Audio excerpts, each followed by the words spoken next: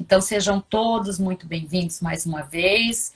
Hoje nós estamos com a professora Rafaela. Rafaela é companheira de profissão, bióloga. Nós nos conhecemos por meio do clube de leitura, né, Rafa? Então, já estamos aí com a parceria que espero que a partir, né, desde que a gente já começou a dialogar, que a partir de agora ela só se fortaleça. Aí mesmo que com a distância a gente possa compartilhar várias experiências e estar participando e colaborando uma com o trabalho da outra. Assim que for possível, também estou aí disponível. Sim. Então, pessoal, a gente vai começar agora o bate-papo com a Rafa. E só para contextualizar, para quem está entrando aqui, quem de repente hoje outras pessoas se tornaram membro lá no clube de leitura, né? A gente está se fortalecendo, já permanecemos até agora, desde maio, com mais de 225, 230 pessoas. Acho que o clube, pelo que eu olhei, nós nunca ficamos com menos de 220 membros dentro do clube.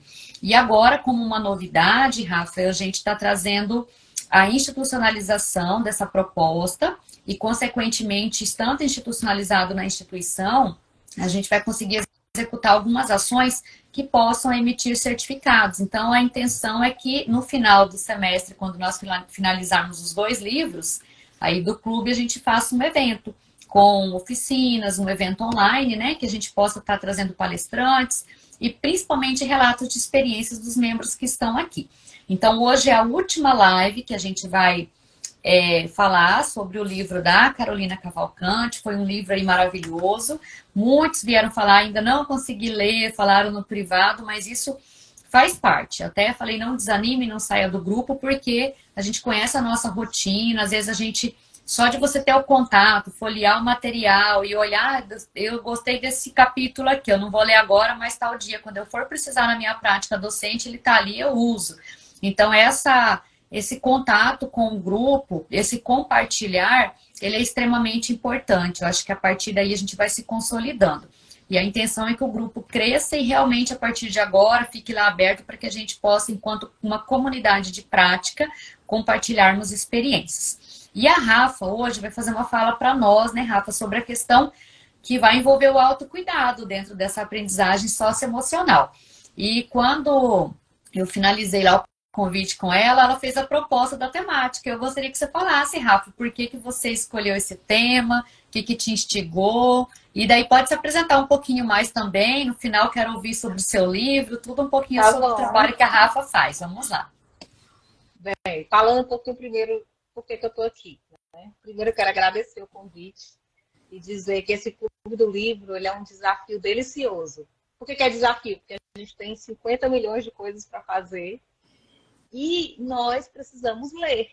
Né? Quando a gente está na sala de aula, parece que a gente esquece que a gente tem que estar se atualizando continuamente quanto a leituras diversificadas. O professor jamais ele será completo se ele se mantiver em leituras fixas no assunto que ele ministra e coisas assim que giram em torno disso apenas. A gente tem que ampliar esse leque de possibilidades, de coisas para a gente ler, para a gente ter outras possibilidades para levar o que a gente precisa para a sala de aula. Então, quando eu entrei nesse clube, eu pensei, será que não é mais uma coisa que eu vou me envolver e eu não vou conseguir dar conta, isso vai me frustrar?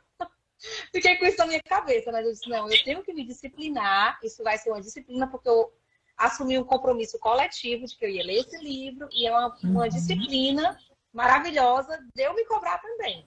Então, esse livro da Carol, né, já estou chamando ela de Carol como se eu conhecesse como se fosse minha amiga íntima, ela se tornou minha amiga íntima porque ela mexeu muito com as minhas emoções, com os meus pensamentos, com as ideias que eu tenho sobre o que é ser docente, né? Sobre exercer a prática docente. E foram questionamentos que eu nunca tinha parado para pensar, até porque eu nunca... Algumas coisas aqui, eu nem sabia que já tinha acontecido em algum momento de algum docente, por exemplo, né? São coisas muito peculiares, né? Partes assim, do livro que você pensa, nossa, isso aqui eu nunca tinha parado para pensar nisso. E esse livro, ele é extremamente denso. Na minha opinião, ele não pode ser lido rápido. Ele tem que ser lido mesmo aos poucos, porque são coisas que você vai tratar consigo mesmo. Então, precisa dessa leitura lenta para você pensar, refletir, tentar como é que eu posso melhorar isso para minha sala de aula e aí sim executar na sala de aula. Deu certo? Não. O que é que eu posso melhorar? Eu acho que o livro, ele só ele só consolida quando eu posso levar o que está dentro dele para a minha sala de aula de alguma maneira.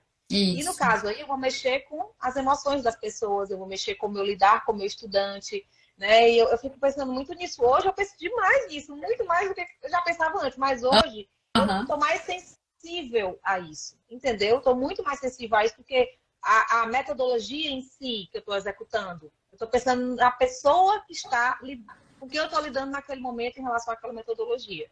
Então, eu vejo hoje exatamente isso. A minha visão abriu de tal maneira para eu olhar a metodologia e perceber que aquela metodologia, embora eu saiba que eu vou executar com uma pessoa, com outra pessoa, se eu esquecer desse viés de socioemocional, ela não fecha, entendeu? Não tem a liga final. Né? Então, a gente tem que agregar tudo isso, o conhecimento teórico, a metodologia, a parte da neurodidática e a parte socioemocional. Tem que ter os pilares, né? Se tiver só a parte técnica, eu não vou formar a pessoa na sua globalidade.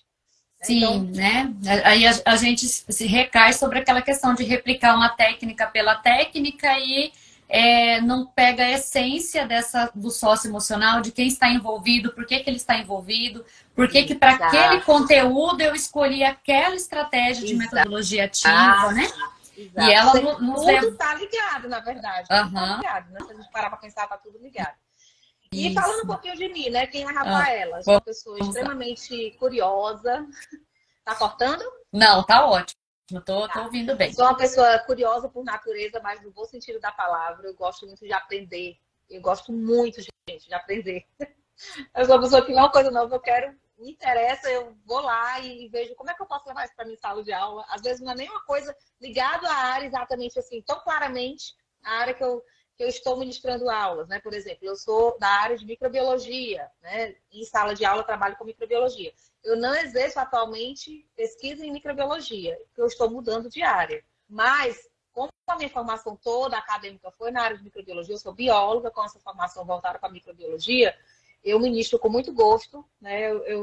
Eu trago a questão da aprendizagem na área de microbiologia para os meus estudantes com muita alegria, com muito prazer. Eu gosto muito. Mas a pesquisa, atualmente, eu estou desenvolvendo em uma área bem diferente, que é a inteligência artificial, que eu me apaixonei desde o começo do ano. Aí depois eu trago um pouquinho sobre isso aqui. Mas assim, e eu sou uma pessoa que eu gosto muito de compartilhar. É da minha natureza. Tanto é que eu criei o Dicas para Docentes exatamente pensando nisso. Será que tem outro colega professor que está precisando saber disso que eu aprendi? Então, quando eu criei, a minha ideia era essa. O que eu faço que eu sei que funciona, que outros professores poderiam aprender? Então, foi com esse site que eu criei esse Instagram. E é uma alegria. Quando eu coloco lá, quando eu vejo comentários dos colegas, quando eles vêm falar comigo aqui no privado, enfim, eu fico muito feliz, porque eu vejo fruto daquilo que eu já experimentei na vida de outros professores, em outras salas de aulas, em outros contextos. E isso é muito gratificante. Isso realmente, para mim, me dá uma emoção muito boa, né? Depois eu vou divulgar lá e marcar também novamente, tá? E vou colocar no clube lá o Insta da Rafa, que ela compartilha muitas informações que é dicas para docentes. Tá bom. E o tema que eu sugeri para a gente é exatamente essa questão da aprendizagem socioemocional que nós, professores, precisamos. Nós vivemos falando dessa questão para os estudantes, mas se nós não tivermos isso, como é que a gente vai conseguir construir isso no nosso estudante? Não dá, é incongruente. Né? Como é que se o professor não tem... Se ele não se conhece, se ele não sabe das suas emoções, como é que ele vai saber ouvir uma crítica do estudante e lidar com isso? São pequeninas coisas no dia a dia, né? Então eu digo, não, eu quero tratar isso porque eu vivo isso com constância. Por exemplo, eu sou uma pessoa que, se algum estudante estiver meu aqui, ele vai confirmar isso. Mas eu sou uma pessoa que todas as aulas, todas, sem exceção, eu faço um formulário, assim que a aula acaba, eu faço um formulário para que eu ouça o feedback deles daquela aula. O que eles acharam daquela aula, o que foi ruim, o que foi bom, quanto à minha atitude docente, o que eles aprenderam de novo, como é que eles estavam, né, na questão de se eles estavam com sono, entediados, interessados, eu pergunto coisas desse tipo. E eu já ouvi respostas que, se eu não soubesse como hoje, né, como eu me conheço hoje, se fosse a Rafaela de 5 anos atrás, talvez aquela resposta me incomodasse muito. Então, eu tive que trabalhar o meu socioemocional para receber um informação ruim e eu não deixar aquilo me abalar. Eu olhar para aquela informação ruim e pensar, não, então, se ele está vendo isso, eu não posso dizer que isso não existe. É a percepção do estudante quanto ao que eu estou sendo em sala de aula. Então, eu tenho que mudar, porque o meu foco principal é o meu estudante. Uhum. Não, o meu foco não é a minha aula, não é eu aparecer para o meu estudante, não. O meu foco é a formação do meu estudante. É ele sair preparado em todos os aspectos que eu puder fornecer para ele de preparo. E se eu não estou conseguindo atingir isso, eu tenho que me corrigir como profissional. Então, assim, é uma coisa que eu levo de mão dupla, entendeu? Eu converso com eles de coisas posturas que eles possam estar tendo que não são legais e que, às vezes, não é que eles não queiram. Às vezes é porque eles não têm a maturidade ainda para perceber que aquilo ali não é legal. Sim. Então, levanto essas questões em sala de aula, promovo situações que vão ser desconfortáveis para eles de propósito. Às vezes, uma simples situação de você organizar equipes pela sua estratégia, não aleatoriamente, não da maneira que eles querem, já é uma coisa que traz um desconforto, né? E depois eu ouço, pessoal, o que foi a aula? O que vocês acharam desses grupos de hoje, professor? Aí uns dizem, professora, eu não gostei de estar com uma pessoa que eu não conheço na minha equipe. Uhum. Aí eu levo para o ambiente do trabalho. Mas você já parou para pensar que lá no mundo do trabalho você vai lidar com isso?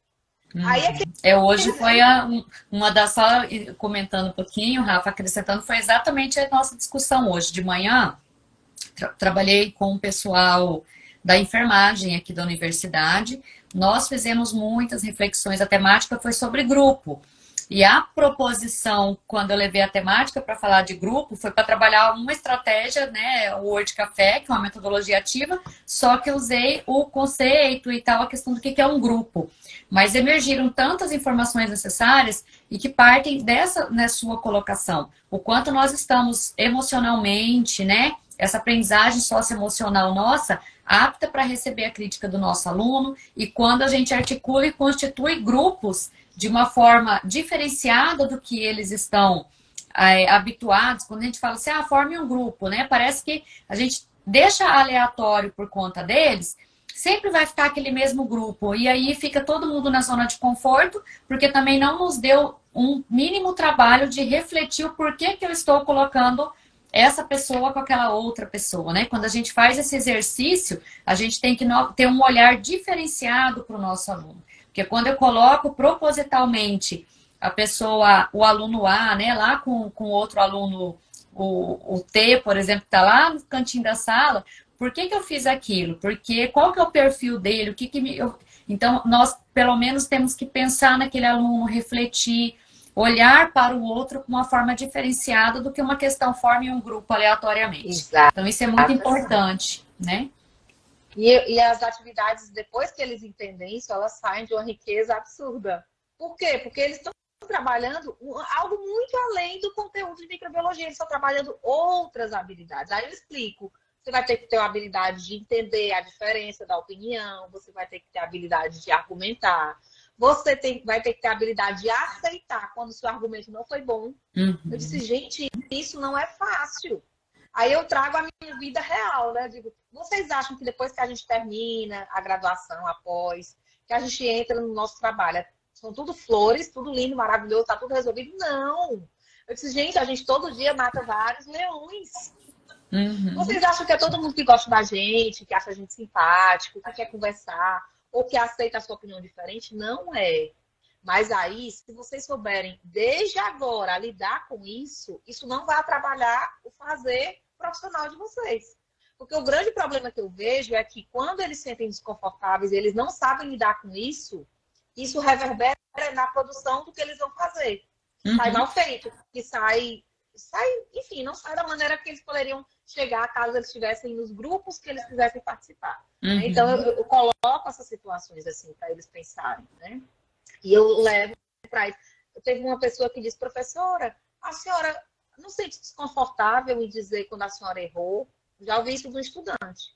Uhum. Uma vez ele me perguntou uma coisa e eu entendi outra e eu respondi a resposta de acordo com o que eu tinha entendido, né? Problemas de comunicação. Aí ele disse, não, professora, mas eu queria saber disso. Aí eu disse, eu errei. Aí foi quando o estudante perguntou, professora, a senhora não se... Eu disse, gente, eu já tive, né, momentos que eu me senti desconfortável. Eu não vou dizer, eu sou, né, impecável nisso. Não, tem dias que eu não aceito, eu não quero aceitar que o erro está comigo. Eu sou humana, né? Uhum. Mas eu acho importante a gente ser verdadeiro. Por quê? Aí eu trago a explicação para eles. Imagina se eu estivesse tentando convencer você aqui de um erro que eu disse, eu consciente do que eu estou errada e tentando convencer você. O quanto isso ia lhe causar na sua formação profissional? Quanto ruim, quanto prejuízo isso ia levar para você como profissional? Então, será que é mais válido uma verdade sincera ou um erro, né, que foi mantido até se tornar verdade? Porque foi mantido muitas vezes. E ele nunca vai ser verdadeiro, ele sempre vai ser um erro. Então, eu trago coisas assim para eles pensarem. Né? Porque eu acho que teve uma frase desse livro, aliás, teve duas assim, que foram as que mais gritaram para mim. A primeira é quando diz assim: escolas e universidades preparam ótimos técnicos, mas não preparam os nossos futuros líderes. Isso é muito forte, muito. Né? Porque quando a gente para pensar, hoje as IAs, as inteligências artificiais aí estão tomando conta de muitas áreas, de muitas coisas. Então, muitos trabalhos, com certeza, isso aí não precisa nem mais entrar em discussão, muitos trabalhos com certeza serão feitos por robôs em breve. Pronto, sim, é fácil, muito em breve. Agora imagina se nós estamos formando pessoas para serem técnicos e esses técnicos serão substituídos por máquinas. Já. Onde é que essas pessoas que não vão ter formação emocional, socioemocional qualificada, elas vão conseguir se inserir? Esse questionamento, a gente tem que estar incomodado com isso. Eu acredito que nós, docentes, precisamos ficar inquietos do ponto de vista positivo dessa inquietude, a pensar assim, não, eu não posso entrar mais em sala de aula e fazer uma prática e explanar um conteúdo, digamos assim, né? Bem aquela coisa tradicional. Eu não posso ficar mais naquilo que ele pode fazer sozinho e eu não trabalhar em coisas que ele não consegue fazer sozinho. Isso. Eu acho que tem que ter esse incômodo da gente pensar assim, o que é que eu posso fazer pelo meu estudante que ele não pode fazer sozinho? O que é que eu posso fazer? Que é aí que entra o nosso papel, né? Enquanto docente, para contribuir com a verdadeira formação do outro. Né? Porque formar o outro não é formar só com relação ao conteúdo da micro, que a Rafa trabalha, eu que trabalhei na anatomia um tempão, vou lá passar a parte da anatomia. O que tem na relação da Fabiana, entre a Fabiana, o conteúdo e o aluno? Né? O que esse aluno precisa aprender sobre aquele assunto e que vai contribuir com a prática profissional dele, com as relações interpessoais. Então, essa frase aí também eu deixei grifada, Rafa, essa da formação, que a gente não forma líderes. Ela é assim, né?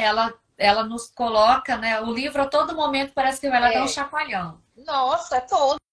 Por isso que eu disse, não é um livro para ler rápido, é um livro para você ler aos pouquinhos, porque ele vai dar vários chacoalhões e você tem que voltar para o eixo de novo para continuar a leitura. Então, você vai para dentro de si muitas vezes, você vê coisas que tem para consertar, você trabalha nisso, aí você volta para a leitura, aí de novo, aí você vai para dentro de si, assim, até o final do livro. Mas a outra frase que chamou muita atenção para mim é essa: se a educação não nos conduz ao autoconhecimento e a sermos melhores pessoas, teremos perdido a melhor parte dela. Gente, isso é forte demais. Ou seja, o que a gente está fazendo em sala de aula se não for transformando o nosso estudante? Transformando. Ele tem que sair de lá diferente do que ele entrou. Ele tem que sair de lá incomodado, ele tem que sair de lá desafiado, ele tem que sair de lá inquieto para mudar, né, para melhorar. Ele tem que sair de lá confrontado para olhar para si e pensar: o que é que eu posso fazer para ser um profissional de excelência? Que vai muito além do que saber técnica, vai muito além, né? E aqui ela traz vários exemplos no livro de lojas, de indústrias, aliás, de fábricas, empresas multinacionais, enfim, que os profissionais que tinham inteligência emocional mais bem estruturada, eles realmente eram muito mais valiosos do que aqueles que tinham a técnica bem estruturada, mas não tinham o socioemocional equilibrado. Cada vez mais eu vejo, Fabiana, que a gente tem o problema do socioemocional gritando, porque cada vez mais a máquina está entrando nos locais que as pessoas estavam. E isso reduz o nosso diálogo, que a gente está voltado muito para a máquina, e isso aumenta o nosso diálogo com máquinas e tende a reduzir o diálogo aqui, como a gente está conversando. Isso. E, consequentemente, trabalhar o socioemocional assim se torna mais difícil, né? Eu vejo isso, que todo o nosso problema, obviamente estou generalizando, mas a maioria dos problemas que eu vejo nessa questão de formação socioemocional, ele inicia um problema de comunicação. Um problema de comunicação. Nas relações de trabalho, isso é muito forte, né? A comunicação distorcida, a partir dali, a pessoa já tomou aquilo como verdade, porque ela interpretou de uma forma, o outro achou que ele falou, que a pessoa entendeu o que ele queria dizer, e a partir dali o conflito está estabelecido. Então, partindo desse princípio, essa habilidade ela tem que ser aprimorada no mais alto nível que a gente puder em sala de aula. Uhum. Colocar os nossos estudantes para trabalhar essa comunicação. Se você fala uma coisa para ele, o que é que ele vai sentir se ele ouvir isso? Isso vai levar para o nível pessoal, né? Uma coisa que eles não sabem ainda lidar. Eu faço muito trabalho em equipes e eles dizem assim, professora, aqui essa equipe está tendo quase um problema de apartar a amizade. Eu disse, gente, vocês têm que aprender a lidar com as diferenças, porque todos nós somos diferentes, né? Não é porque eu sou amiga da fulana que eu vou ter que concordar 100% com ela. Discordâncias são saudáveis. Elas devem existir para a gente chegar em outros níveis da nossa maturidade cognitiva, interpessoal, enfim. Mas nós precisamos disso. Imagina se todo mundo concordasse com tudo de todo mundo, seria uma chatice. A gente tem que ter as coisas diferentes para a gente ver qual é o melhor caminho. Eu não tinha pensado assim. Eu não tinha visto isso dessa forma. E isso a gente só consegue no plural. Se a gente pensar que você fazendo avaliações sempre individuais, você vai conseguir desenvolver isso, por exemplo, no seu estudante, não dá, é impossível. Né? Eu hoje tenho uma visão muito diferente sobre como avaliar o meu estudante, trazendo aí a parte da socioemocional para avaliação. Eu uso muito avaliação em equipes, porque eu sempre penso no ambiente de trabalho, eles vão estar em equipes. Eles têm que saber lidar com isso. Né? Eu avalio individualmente, né? Ao longo da própria aula, eu já vou avaliando. Mas eu faço questão de ter momentos que eles vão ter que estar uns com os outros. Refletir sobre isso, né? Muito, muito, muito, muito, muito. De dizer, o colega não me ajudou nisso aqui. E o que é que você sentiu quando ele não me ajudou? Coloco muito para eles se avaliarem, né? Para eles... essa parte formativa, né, Rafa? Que é a autoavaliação, avaliar a colaboração do colega, porque você saber avaliar o outro.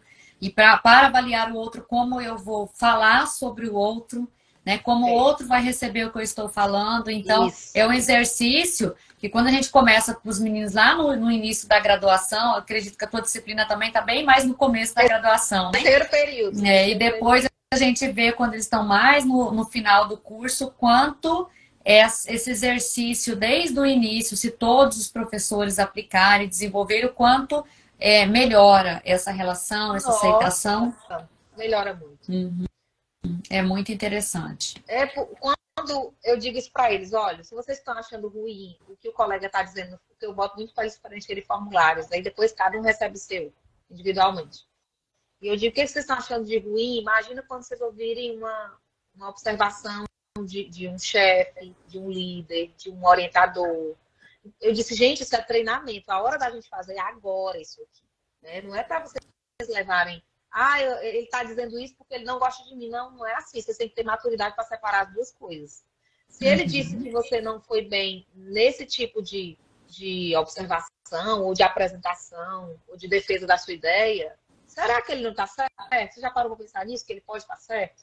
E se ele estiver certo, o que é que você vai fazer para melhorar? Então, eu costumo dizer muito isso para eles no primeiro dia de aula. Eu digo, olha, vocês vão aprender muitas coisas, inclusive microbiologia.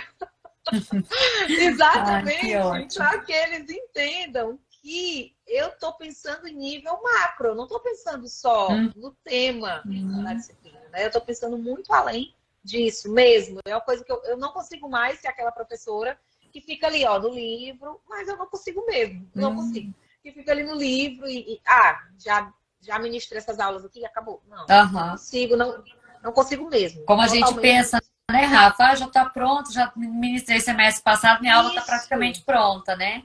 Porque só que está pronta para quem? Quando eu fiz, foi para um outro grupo, em outro contexto, né? Como que agora eu vou reorganizar isso? É extremamente importante. São estratégias, Fabiana, que eu acho legal a gente ver. Por exemplo, no começo do semestre, isso aí é recente, ainda não tenho muitos dados, mas eu comecei a implementar recentemente questionários para eu conhecer meu estudante antes da gente se conhecer em sala de aula. Então, eu já faço uma sondagem desses tipos de abordagem. Algumas coisas socioemocional, algumas coisas de estilo de estudo, de forma de ser avaliado, coisas que eles gostam, coisas que eles não gostam, para eu ter noção do que me espera quando a gente chegar em sala de aula, quando a gente for se conhecer. Então, exatamente porque eu não me conformo de fazer a mesma coisa todo semestre, eu tenho feito essa sondagem e ao final do semestre eu faço outra sondagem para ter noção do que eles acharam. Né? E alguns dizem, professora, foi muito desafiador. Professora, eu quis desistir várias vezes. Eu já tive relatos assim, eu quis desistir várias vezes, mas eu estou me sentindo tão bem de ter passado por tudo isso e chegado até o fim, que eu digo para os colegas que não desistam. Por quê? Porque é uma coisa fora dos nossos padrões. A gente está acostumado a ter uma aula expositiva, ainda, né? No pleno momento que a gente está, eles dizem, a gente está acostumado a ter aula expositiva e depois fazer uma prova baseada em conhecimentos que a gente memorizou. Uhum. Ou seja, lado socioemocional, zero. Absolutamente zero. Então, nós precisamos desenvolver isso. Por quê? Que eu vejo outro motivo.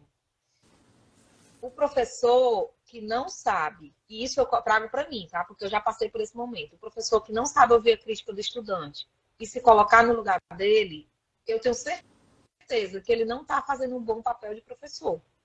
Porque não é porque eu me tornei docente que eu vou ser uma docente perfeita para todos os meus estudantes. Então, ali existem demandas que às vezes estão escondidas, que talvez eu não saiba porque eu não quis me comunicar, porque eu não quis ouvir, ou porque eu acho que quem manda ali sou eu e acabou a história. Né?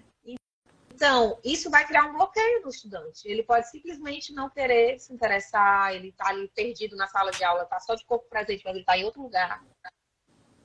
E eu nunca vou saber se eu não perguntar. Então, nós precisamos estar preparados para ouvir o desconfortável e saber lidar com o desconfortável. Não é fácil, não é fácil. Tem dias que você não quer ouvir, tem dias que você não quer aceitar, e tem dias que você quer responder logo ali de cara, né? Então, uma coisa que eu aprendi durante a leitura desse livro, em especial, isso se consolidou na minha cabeça, é que eu sou do tipo dessa pessoa que eu vou dizer agora. Eu não devo responder na hora que eu recebo algo que eu acho desconfortável. Então, eu já me conheço nesse sentido aí. Eu já entendi na minha família, que eu tenho 2 filhos pré-adolescentes, né? No meu relacionamento com meu marido, no meu relacionamento em sala de aula, com os colegas do trabalho, eu já entendi que na hora que eu entro nesse lugar, que algo vem sobre mim que me causa desconforto, a atitude mais sábia que eu devo tomar para mim é o quê? Silenciar. Eu não posso responder de imediato. Porque, com certeza, 99% das vezes eu vou falar besteira. Me conhecendo, eu vou falar besteira porque eu não vou processar a informação antes de sair na boca. Então, eu prefiro dizer assim, olha, calma, eu não vou falar agora o que eu penso, eu vou pensar, eu vou esfriar minha cabeça, eu vou racionalizar, aí eu falo. E aconteceu recentemente uma situação dessa. Eu recebi uma mensagem bem desconfortável e eu disse, eu não vou responder agora, eu vou pensar. Né? E eu não vou responder pelo WhatsApp, eu vou esperar olhar no olho da pessoa para responder, que é outra coisa que a gente tem que aprender. A gente tem que aprender quando está conversando com o nosso estudante a olhar ele no olho. Né? Isso aí cria uma conexão incrível e fortalece esses vínculos docentes e discentes. Então, facilita também essa comunicação para a aprendizagem socioemocional. Então, coisas que eu aprendi que eu acho que foram extremamente valiosas com esse livro e que eu ainda continuo matando leões todo dia. E a questão do autoconhecimento, né, Rafa? Como você falou, que você já se conhece para tomar essa decisão. E quando a gente se permite, né, conhecendo as nossas atitudes, o nosso modo, é o primeiro passo para que a gente possa pensar em aprimorar. Porque, às vezes, mesmo nos conhecendo, a gente pode ainda cometer alguns deslizes. Mas quando eu estou disposta a ouvir, né? Então, eu acho que o autoconhecimento é extremamente importante, que é o que ela traz também dentro da abordagem, né, socioemocional, quando nós tivemos o encontro com a...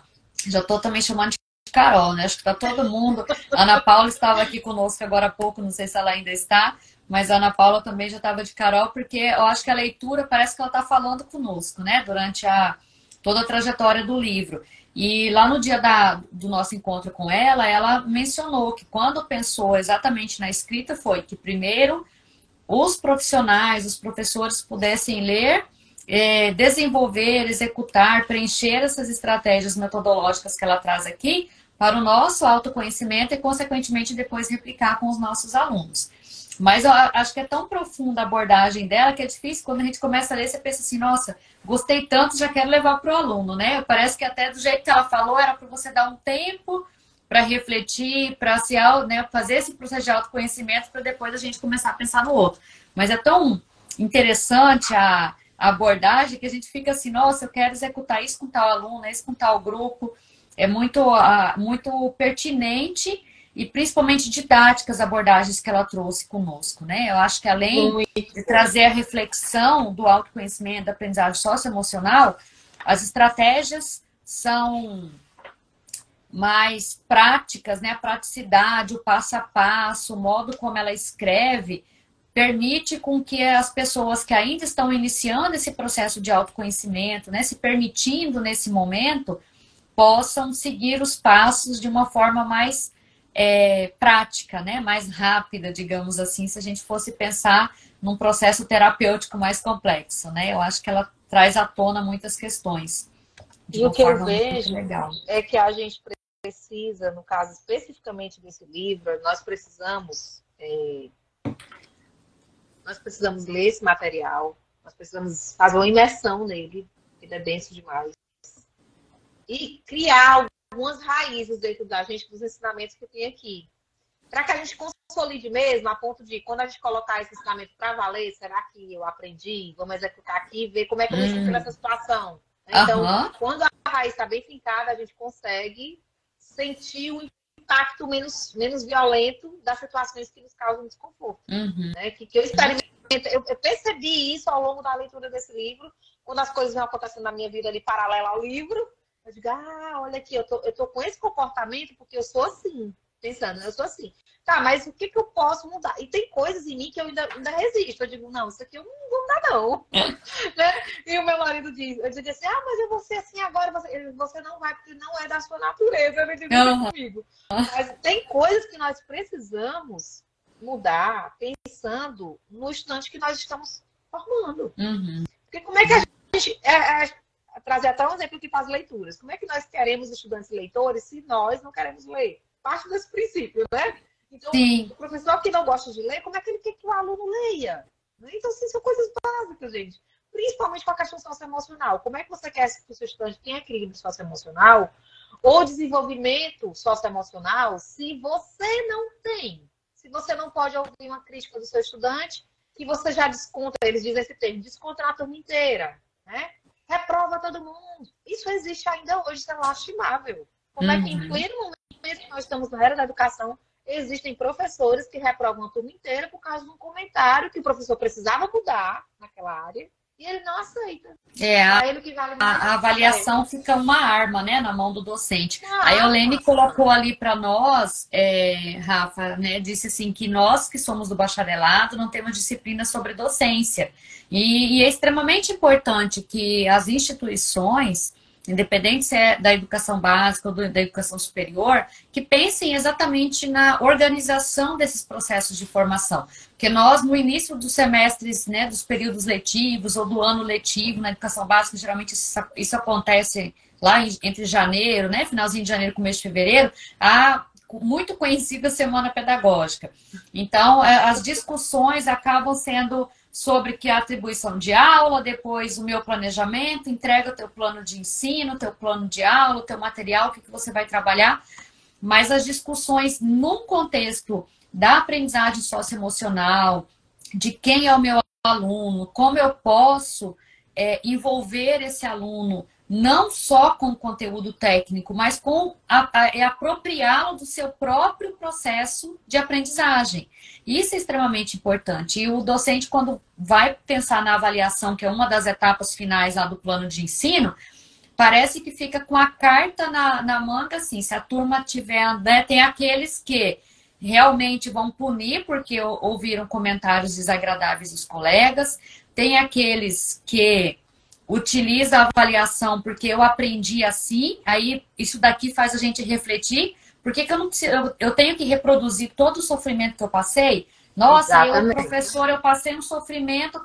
Você acha que a disciplina que eu fiz na minha graduação foi assim? O tanto que eu sofri, não é assim que passa, não. Tem que ser. Então, ele vai e reproduz, e resumindo, né, todo o mal que lhe foi feito, ele quer agora reverberar com o próximo. Eu acho que é aquele momento que agora eu vou extravasar de uma forma prejudicando alunos. E quando mais de 50% da turma, eu considero, acho que em questão de índices até menos, né? A gente tem um quantitativo relevante que reprovou na disciplina, onde que está o problema? Né, o que eu preciso melhorar?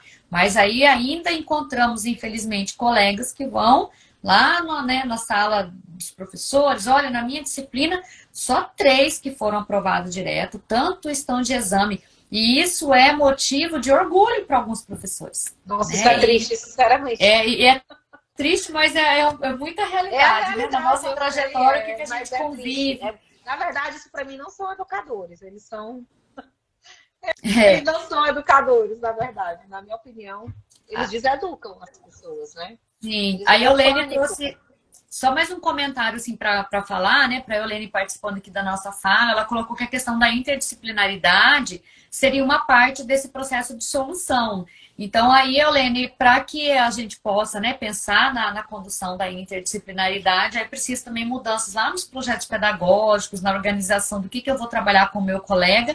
E é lógico que quando a gente vai pensar em mudar um projeto pedagógico, organizar qualquer estrutura dentro da instituição, aí sim a gente tem que estar emocionalmente muito bem preparados, porque começa, né, cada um se apropriar do que acha, porque todo mundo não, né, não generalizando, mas a maioria, a essência da disciplina está onde? No conteúdo. Eu preciso que o meu aluno saia dali sabendo o conteúdo que eu considero que é importante dentro daquela minha área de formação. Isso se não quiser passar quase a tese do doutorado do professor, quer que o aluno saia dali um doutor naquela área. Então, isso gera um sofrimento mental, esgota o nosso aluno, né? E quando você vai dialogar com outro para fazer um trabalho interdisciplinar, esse trabalho interdisciplinar já fica muito limitado, porque se você já está pensando na tua projeção de trabalho, no teu planejamento, com tanto detalhamento tecnicista, como que eu vou me abrir para dialogar com outro, fazer um trabalho interdisciplinar? Porque tem hora, né, pensando, a Rafa e eu trabalhando juntas, às vezes eu vou falar, não, Rafa, eu acho que é melhor esse modelo de avaliação, você, não, Fabiana, é esse, então eu preciso ceder em um momento. Falo, não, então eu não concordo, mas vamos fazer assim, a gente avalia, se você achar que dá certo, outro dia faz no meu formato. Então esse diálogo e esse aprendizado colaborativo exige muita... acho que abertura, né? Flexibilidade. Ceder o nosso ego, né? Acho que a gente tem que baixar o ego bastante. Com certeza. E eu concordo, Eulene, que esse caminho é muito válido desde que nós amadureçamos nele, assim, a gente pense e execute, né? Porque é aquela história, não adianta um professor ou 2 concordarem se 10 não querem colaborar, então acaba que perde sentido, né? E como é que a gente leva isso para a nossa sala de aula se nós não conseguimos executar entre os docentes? Isso é um problema muito grande. Mas eu acredito, depois que eu li esse livro, eu acredito mais ainda no que eu vou dizer, que isso tem um problema na raiz da falta do socioemocional bem desenvolvido. Porque ele acha que só o dele é importante, que ele é o dono daquela disciplina, ele é o dono. Né? A minha disciplina. Então, assim, se apropria das coisas como se fossem dele, né? Ou dela, enfim. Mas eu vejo que isso é um caminho que a gente vai ter que começar a desenvolver. Concordo com você que no bacharelado nós não temos, e eu vou mais além. Eu acho que nem nas licenciaturas nós temos esse trabalho muito bem desenvolvido, até porque eu vim da licenciatura também, eu fiz os 2 cursos na época, e eu não tive esse tipo de aprendizado, né? Digamos assim, a gente aprende a ser professor sendo professor. E quando a gente quer realmente se desenvolver, porque senão a gente só vai reproduzir, como a própria Fabiana acabou de falar, a gente só vai reproduzir o que a gente aprendeu, que é nada mais nada menos do que conteudismo. Então, quando você quer sair dessa caixinha e entrar e jogar a caixa bem longe e sair do padrão, pode acontecer algumas coisas. Primeiro, alguns estudantes podem simplesmente não entender e achar que eles não estão aprendendo nada, porque eles estão tão presos fechados na caixinha, naquele modelo, né? tão presos, E se você não deixar claro, a gente vai fazer isso para chegar aqui, a habilidade desenvolvida é essa, o socioemocional vai ser trabalhado aqui, vocês estão fazendo isso assim, vocês vão ser avaliados por isso, por isso, por isso. Se isso não estiver muito amarradinho, ele não vai entender. Não. Então ele precisa...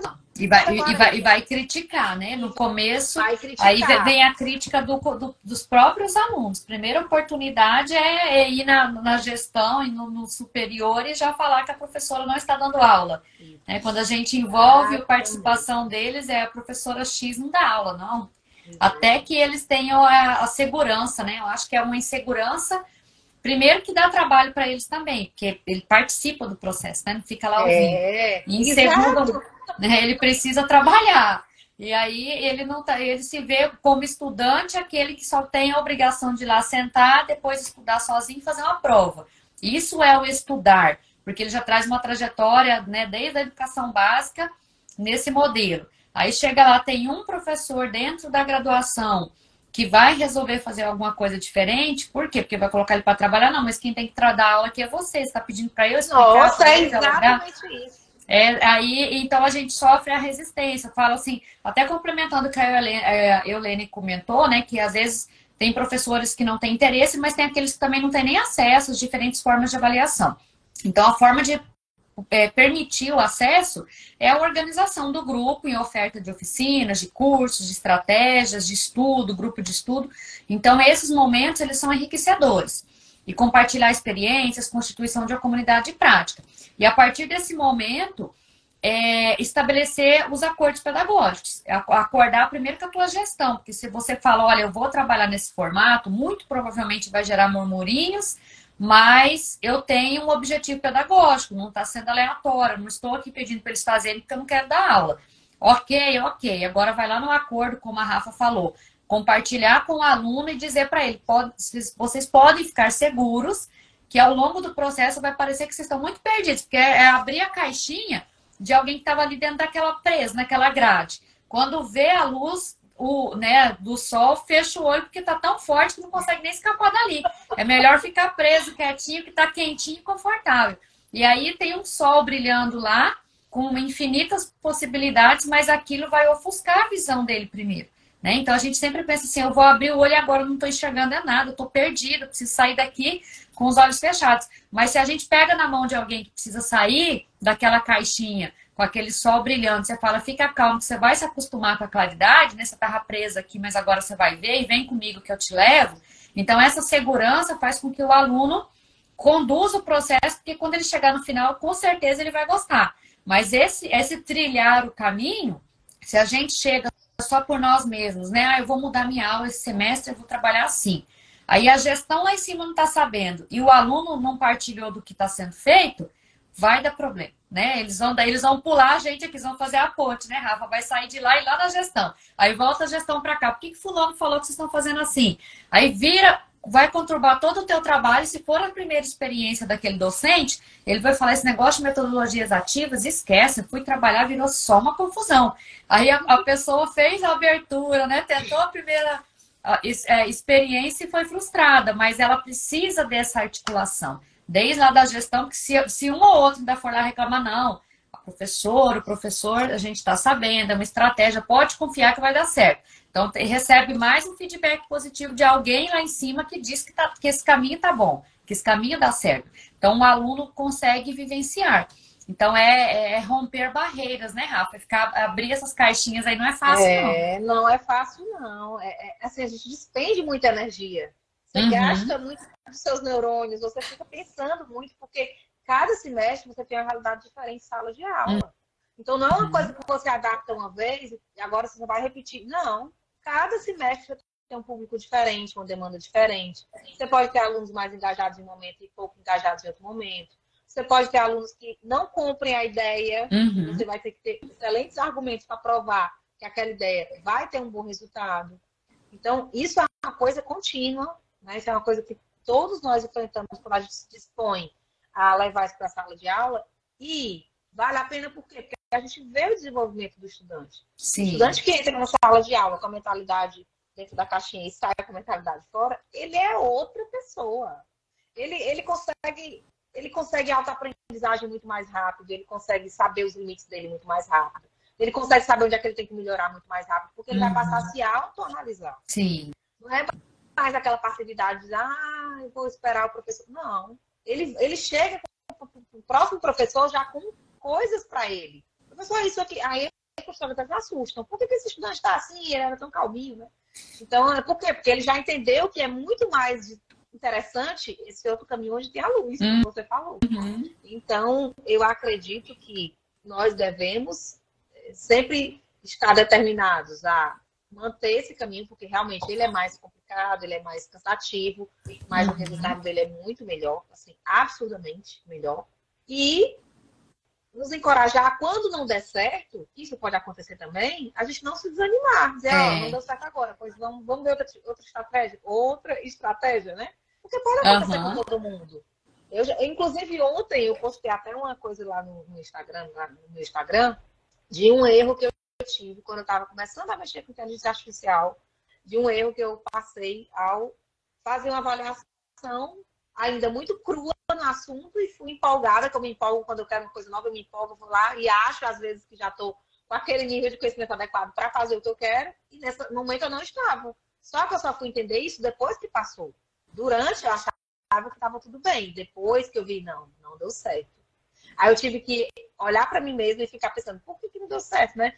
E eu não fiquei, eu não me senti assim, na hora eu me senti frustrada, obviamente, chateada, e fiquei, mas o que eu tinha que fazer? Aí isso aí foi o pontapé que me levou a começar a estudar essas coisas com mais afinco, com mais vontade, para aprender da maneira correta como levar isso para a sala de aula. Então, hoje, a minha visão é outra, a minha maturidade é outra, mas se naquela hora que eu dei uma tropeção e caí, se eu tivesse parado ali, eu não teria chegado com o conhecimento que hoje eu posso dizer que eu tenho. Ainda tem muito para aprender, mais muito, óbvio, mas eu já andei um pouquinho, né, comparado com aquele dia que eu caí lá atrás.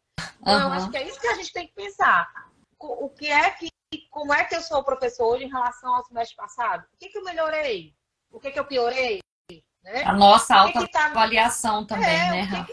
Exato, a gente tem que ser muito sincero. O que eu tenho preguiça de fazer, de implementar, por exemplo, porque dá trabalho? O que eu acho legal, mas eu não tenho coragem porque é muito desafiador? Coisas assim que eu tô hoje. Hoje eu não pergunto isso. Tem horas que eu me pergunto, isso aqui eu já quis levar, mas por que eu não levei ainda para a sala de aula? Será que é porque eu acho complicado? Ou será que eu acho que eu não tenho capacidade? Os autossabotadores, né?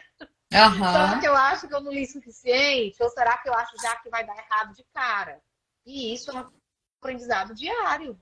Né? Por isso que a aprendizagem socioemocional, na minha opinião, ainda forte hoje sobre isso, ela é assim, o ar que nós devemos respirar como docentes. Nós precisamos nos conhecer. Nós precisamos nos conhecer. Nós não precisamos apenas aprender metodologia ativa, metodologia A, B, C e D, ferramenta A, B, C e D. Nós precisamos nos conhecer. Não adianta eu saber, aí a gente volta para o livro, não adianta eu saber 50 técnicas se eu não souber me relacionar com o meu estudante. Vai virar um robô ali, uma relação um robô humano, né? Sim. Porque vai ficar tão frio, eu não vou conseguir acessar a necessidade emocional do meu estudante. Eu vou levar uma metodologia que eu preciso que ele esteja bem emocionalmente naquele dia, mas se eu não souber fazer essa leitura naquele momento, esse ápice do que poderia acontecer ali não vai chegar. Então, vai ter despendido um tempo na organização de uma estratégia ativa, porque ela leva mais tempo no nosso planejamento, e o resultado vai ser de igual ou até menor do que se tivesse sido uma aula expositiva em projetor de slides, né? Exatamente. Ô, Rafa, aí eu queria aproveitar e ver um pouquinho, porque agora a gente já está com uns 50 minutos, né? Nós duas já percebi que se a gente pegar aqui vai um tempão. Então, eu queria ouvir um pouquinho só sobre o seu livro, rapidinho, que você falasse para o pessoal também, porque eu sei que você tem o publicado seu livro e a abordagem que ele faz, e depois lá da questão da inteligência artificial no nosso trabalho. O curso ainda está acontecendo, não está? Fala aí pra gente também um pouquinho. Fala primeiro do livro. O livro é o Conceito 5 no Ensino Superior. Ele é um livro voltado, como o nome diz, para o ensino superior. Então, ele aborda a dimensão 1 do instrumento de avaliação, né, dos cursos de graduação do MEC, né, do INEP, MEC. E ele vai trazer de uma maneira extremamente lúdica. Eu estou até com um exemplar aqui, vou mostrar para vocês um detalhe especial nele. Ele é muito visual, esse livro. Então, ele traz mapas mentais. Cada capítulo você tem um mapa mental daquele indicador, informando quais as pessoas do curso estão envolvidas com aquele indicador, quais os erros comuns que os professores, por exemplo, uma metodologia, um indicador metodologias, quais os erros comuns que os professores falam sobre metodologias, como consertar esse erro, sobre a estrutura curricular, sobre o perfil do egresso, enfim. Nós temos aí, eu digo professora Denise Davi e eu, que somos as autoras do livro, minha amiga, amicíssima, professora Denise Davi dos sites docentes. Ela tem até também um Instagram, Docente Conceito 5. E nós pensamos... Eu vou depois seguir. Nós pensamos nesse livro exatamente com esse pensamento. Como é que o professor... Porque a gente tem a seguinte ideia, quando a gente está no ensino superior, que quando o MEC vem avaliar o curso, a coordenação é que se vire, né? A gestão é que se vire para resolver os documentos que o MEC pede. Por quê? Porque eu, como professor, né, isso é o pensamento de muitos professores. Eu, como professor, não tenho nada a ver com isso. Estou dando lá os documentos que eles pedem, meus, pessoais, tá tudo ok. Mas não é, gente. O conceito de um curso, ele começa na sala de aula. O conceito de um curso, ele passa pelos estudantes, ele passa pelo professor, ele passa pelo nosso planejamento, ele passa por todas as áreas da universidade. Ele não passa apenas pelos documentos institucionais. Então, esse livro, ele vem exatamente trazendo uma linguagem que nós trouxemos o indicador, que é uma linguagem muito técnica. Quando você lê lá no instrumento, você olha aquele indicador e diz, como é que eu trago isso para a minha realidade de sala de aula? Não é tão fácil de perceber. E o livro fez exatamente com essa intenção. Esclarecer, desvendar o que está no indicador para o dia a dia do docente. Como é que eu posso, por exemplo, no indicador estrutura curricular, trabalhar a minha sala de aula para que eu atinja o conceito máximo nesse indicador. Então, nós temos aí as explicações de cada indicador desse, da dimensão didático-pedagógica, que é exatamente o que envolve a parte docente, para que o professor... Você está só com a dimensão, é com a dimensão 1, né? É só a dimensão 1. Para que o professor, ele saiba como trazer para a realidade diária dele o conceito 5. O que é que ele tem que fazer em sala de aula para que o curso seja afetado positivamente para que chegue ao conceito 5. Entendeu? Então, é um livro muito prático. Depois só mostra a capinha dele aí pra gente, Rafa, virando ele, que a gente vai. Eu empolguei e nem mostrei. Ó, gente. Ele é um livro em espiral, de propósito, tá? Quem adquirir vai ver que, dependendo do local que você comprar, ele vai na Amazon, ele vem fechadinho, não é o espiral. No Clube do Livro, ele é em espiral. Mas por que nós pensamos nisso? Ele é tamanho A4, ó. Ele é bem grande. Por quê? Porque ele tem muitos mapas mentais. Então, ele sendo em espiral, é mais fácil de você ver a página aberta total. Se for só coladinho, ele fica ruim de ver. Então, ele é todo dialogado, tá? As autoras aparecem ao longo de todo o livro. Nós temos pulos do gato, tem um gatinho que é o personagem do livro. Então, ele é todo, assim, divertido, exatamente para trazer um assunto muito técnico, de uma maneira muito lúdica, e todo mundo entende. Então, nós tivemos esse pensamento. Qualquer professor de qualquer área, ao ler esse livro, ele vai entender a dimensão 1 do IACG. Tá?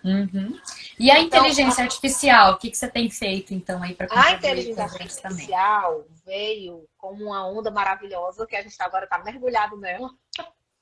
E eu sou uma pessoa que eu amo tecnologia. Eu amo aprender aplicativo, eu amo. Essa parte eu sou realmente fascinada. Sempre então, é porque eu fiquei muito interessada. Falei, eu tô precisando, ainda hoje eu comentei, falei, eu preciso fazer o curso da Rafa, porque eu tô eu tenho muita dificuldade. O meu caso já é limitação mesmo. E hoje, na verdade, eu não me vejo sem isso. E eu acho que todos nós precisamos nos apropriar desse conhecimento. Assim, não é mais uma coisa questionável.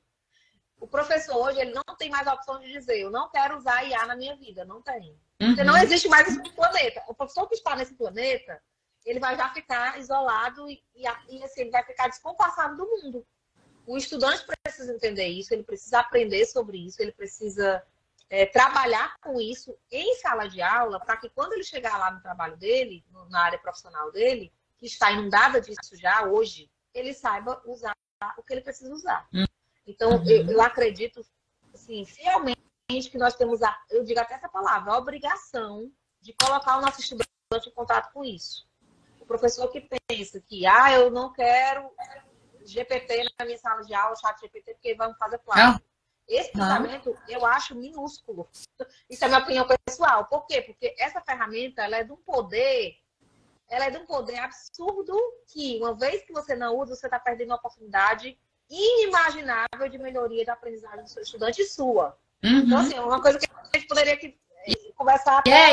Aí depois, de repente, tô aqui já, né? Veio um insight agora, tá? Mas tô aqui pensando, como o livro do Fausto e da Twine é sobre sala de aula inovadora, o meu eu falei pro pessoal, eu deixei aqui, tá fechadinho para fazer o cronograma agora e começar a leitura com todo mundo. Então, não iniciei, tá aqui fechado. Só olhei os comentários, né? O que o pessoal tinha falado sobre ele.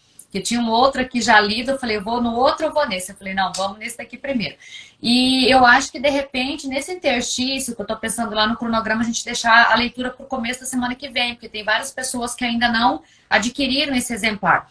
Aí nós poderíamos pensar, Rafa, eu sei que os seus horários vivem bem puxados, mas eu vi que a Eulene falou ali também qual que é o material. Aí você falar um pouquinho do nosso trabalho, do seu trabalho, e deixa aí, né, porque a Eulene, ela tem um curso, tá? Que eu tô aqui já me organizando, pensando em fazer o curso dela depois.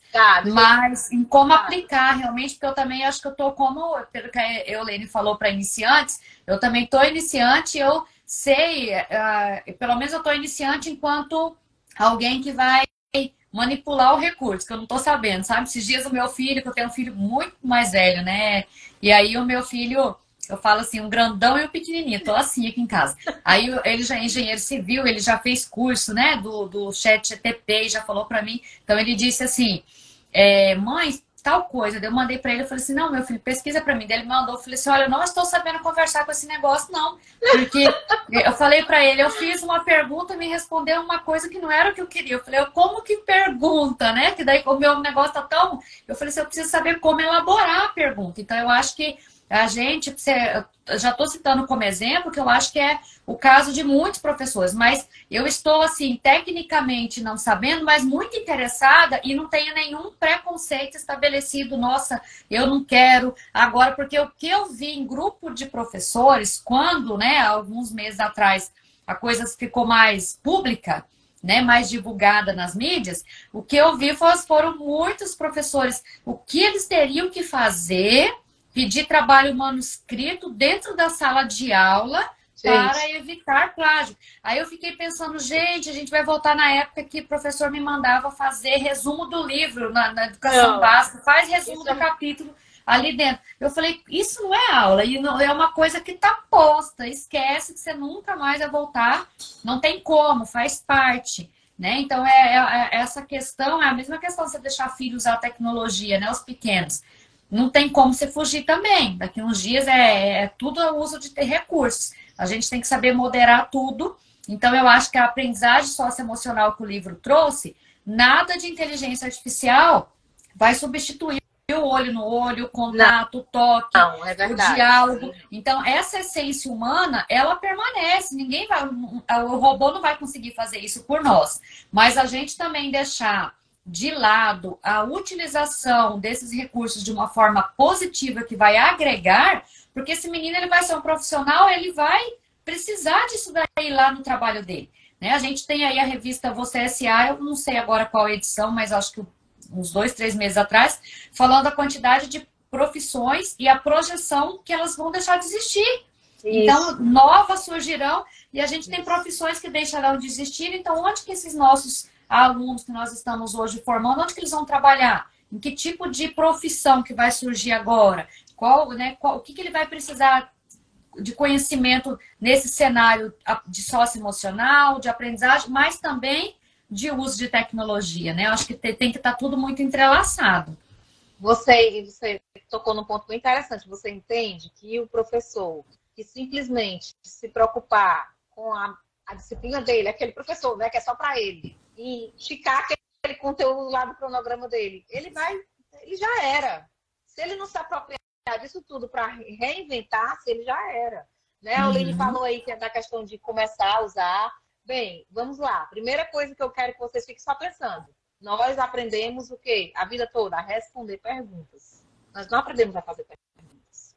E esse choque que chegou agora da gente precisar fazer uma pergunta para uma máquina foi muito grande para todo mundo. Então, as inteligências artificiais, pelo menos a maioria delas que nós conhecemos, ela partem de diálogos, de perguntas, de você saber conversar com algo que não é um ser humano. Se nós já achamos complexo, e é complexo, conversar com outro ser humano, imagina conversar com uma máquina. Então, você dominar essa inteligência, né, de você saber colocar as palavras da maneira correta, saber construir a pergunta da maneira correta para que a máquina entenda e entregue, isso realmente é uma aprendizagem que nós precisamos saber. E por isso, quando eu fiz lá no comecinho que eu postei sobre o meu erro, um dos meus erros foi que eu não tinha esse entendimento. Eu achava que era só fazer uma pergunta, mas tem ciência por trás disso, né? Isso que a gente não pode esquecer. Os cursos que você perguntou sobre o curso, existe um curso ChatGPT para aulas incríveis, que ele já foi síncrono, ele já foi ofertado síncrono, hoje ele é todo gravado, então tem um link lá na bio. O curso é dado por mim e pela professora Denise Davinha. Nós somos um grupo, somos 4 professores, professora Denise Davinha, professor Fabiano Souza, professora Adriana Mara e professor e eu, né? Nos 4 grupos, nós formamos a Academia GPT para Docentes. E nós estudamos a ciência do GPT para levar o GPT para a sala de aula no formato de dados que você pode realmente validar. Não é uma coisa, um achismo, não é uma ideia, não é uma coisa que... isso aqui é legal, pronto. Não. A gente valida o que a gente está publicando, a gente validou em sala de aula, a gente testou com outros colegas, estamos com projetos em execução na universidade sobre isso, testando com pesquisadores de outros locais, professores de outros locais, não só da nossa área ali que a gente já conhece. E a nossa perspectiva é cada vez mais fundo nisso. Em facilitar essa linguagem que aparentemente é tão técnica, que era tão das áreas computacionais, é tão restrita à questão da matemática, das computações, nós trazemos para a nossa área e para qualquer outra área que se achou excluída até então de usar inteligências artificiais. Então, nós queremos, nós temos essa ousadia de implementar isso da maneira mais fácil possível. Né? Depois desse curso ChatGPT para aulas incríveis, nós já tivemos e-books publicados, está tudo no link lá da bio, tá, gente? Lá na professora Denise Davinha, na academia.gpt, e lá no meu link também tem. Nós temos um e-book sobre prompts, que é exatamente ensinando a anatomia de um prompt, digamos assim, de uma maneira bem clara, mas você tem que estar disposto a uma aprendizagem diferente. Aprender sobre inteligência artificial é você sair da caixinha da área que você atua e aprender uma língua nova. É uma língua nova. A gente já sabe que aprender língua nova depois que a gente já chega na idade adulta não é tão simples quanto a gente é criança. Então, é uma disposição de você se aprimorar. É desafiador. Mais uma vez que você aprende, você ganha horas na sua vida. Você compra tempo, né? Com você sabendo usar suas inteligências artificiais. Então, você pode automatizar processos, você pode gerar ideias, você pode colocar o seu estudante para trabalhar com... Aliás, você pode não, você deve colocar o seu estudante para trabalhar com isso. A gente tem que ter essa clareza. Todas as áreas profissionais hoje, praticamente, elas já usam inteligência artificial. Então, o profissional que não souber usar isso, ele está totalmente deslocado. Não é daqui a 5 anos, é hoje. É hoje. Diga. Então, aí depois eu acho que a gente pode ir combinando para você fazer pra gente aí pelo menos uns 45 minutos, né? Uns 50 de uma visão geral, com alguns passos, o que ela é, e depois, quem tiver interesse aí pode ver com você, com a tua equipe, ou aguardar quando vocês forem ofertar outro curso de forma síncrona, para que a gente possa aprender a executar. Mas eu acho que se você puder fazer uma breve fala para nós, acho que seria bem pertinente. Dá uma pensada aí na tua agenda e a gente coloca e divulga lá no grupo, tá? E quando tiver o próximo... Sim, diga. Quando tiver o próximo curso, aí você divulga de novo que o próximo, acho que eu já vou conseguir me organizar para poder fazer. Mas só uma dica, se vocês quiserem adquirir o que já está gravado, ele é exatamente o síncrono, para que a pessoa no seu tempo consiga aprender. Ele é bem didático, entendeu? O ChatGPT para aulas incríveis, hoje ele é 100% Está disponível ainda. Está disponível. Entendi. Tá lá. Então eu vou lá olhar. Disponível. Ok. Precisar divulgar o seu áudio está cortando um pouquinho. Peraí, cortou de novo. Pronto? Pronto, aham. Nós teremos um seminário em setembro, que vai ser o Seminário Internacional de Tecnologias e Inovação em Docência. Eu estou olhando aqui o nome porque ainda não gravei esse nome comprido, mas enfim, é o CITID, Seminário Internacional de Tecnologias e Inovação em Docência. Ele será em Florianópolis e ele vai acontecer dentro do Congresso Internacional de Fisioterapia, do 13º Congresso Internacional de Fisioterapia. O CITID vai ser aberto ao público, tanto síncrono, aqui online, né, remotamente, quanto presencial. Então, eu recomendo que todo mundo que está aqui, que queira participar, vai ser um evento que vai sair todo mundo com a cabeça fervilhando de ideias, porque a gente quer provocar isso em vocês. Você passa o link depois, o nome do evento, que eu já vou compartilhar lá no grupo do clube também, tá bom? Tá bom. Daí é ótimo. Mas... Eu queria agradecer, viu? Demais, porque eu acho que o nosso assunto, nossa conversa foi ótima, foi leve. E eu quero convidar quem está aqui, que não participa ainda do clube, vão participar. Participem, porque ele muda a nossa mentalidade em muitos aspectos. É desafiador, porque nós não temos muito tempo disponível, mas quando a gente prioriza. É 15 minutos por dia. Você lê 15 minutos por dia, isso vai gerando uma transformação na sua docência. Muito obrigada, Rafa. Pessoal, então, obrigada para quem esteve conosco. Depois aí fica disponível para quem também vai assistir em outras oportunidades. O pessoal também tem gostado bastante desse vídeo ficar disponível. Eles pediram, falaram que está ótimo, porque nem todo mundo consegue. Tem vários que lecionam no período noturno e não conseguem estar agora conosco. Rafa, mais uma vez, de coração, muito obrigada, né? Eu acho que as coisas, eu falo assim, os propósitos da vida, eles vão se entrelaçando, né? Nós termos nos encontrado aí. Espero em breve poder abraçar, como diz, se a gente olhar no olho realmente pessoalmente, né? Não nos conhecemos pessoalmente, mas se Deus quiser vai dar tudo certo para em breve a gente poder nos vermos. E vamos continuar aí discutindo e conversando lá as possibilidades, colaborando, tá? Uma com a outra e com o pessoal que está aqui conosco também. Quem está aqui, qualquer dúvida, pode colocar tanto lá no Dicas para Docente, que é o Instagram da Rafa.